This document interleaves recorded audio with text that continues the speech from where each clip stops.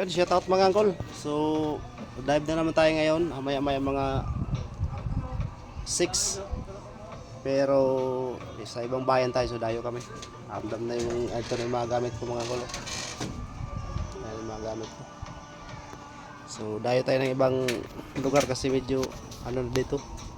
Medyo ano na. So, ito yung aking flashlight sa camera. Hisense pa rin gamit natin mga angkol. Yan, ito na yung mga gamit. Ano? So, abangan nyo na lang mamaya mga angkol, pukuin natin. Thank you for watching mga angkol. So yun mga angkol, yung mga tropa natin, oh. So, paalis na kami. Papuntang spot mga angkol. Ano? So, dumayo kami ngayon kasi medyo madalang na isda sa amin mga angkol. Kaya ito. Sana pagpalain tayo mamaya pag uwi mga angkol. Ito yung area na pupuntahan namin. Ito yung direction area. Yan. Maganda yung lugar nila mga angkol. So ayan. Okay. Mga angkol, oh. Bale ito yung nag-o-play na ilog.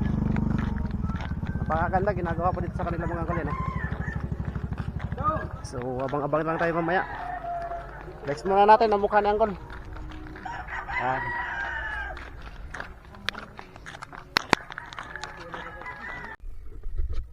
Mga angkol, kinakabahan ako sa sinasakyan namin for the first time in my life. Grabe ang lapit mga angkol, oh. Walang katig, yun, oh. Pero tiwala naman tayo sa operator. Ang operator natin, tagasagwa natin mga angkol. Sana pagpalain po tayo. Yan, oh. For the first time mga angkol, life in my sentence. Kinakabahan ako dito sa sinasakyan natin pero okay lang. Kaya natin yan, total espero tayo eh. Shout out sa ating bagkero. Kaya na magsagwan sa atin mamaya mga angkol. Grabe, dito nakasalala yung buhay namin. Ayan mga angkol. Pero ang lupit. Yan. Ganda ng view nila dito. So, ito yung sapa na kadugsong doon sa pamanaan namin mga angkol. Ano?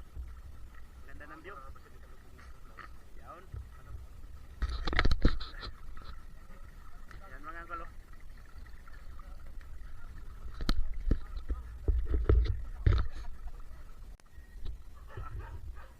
Yan yung huli namin ngayon mga angkol. Oh.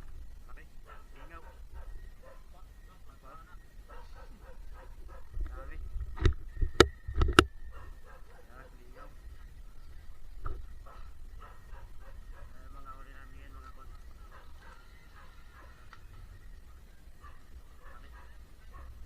Ito yung maliit. Mga first class. Sa mga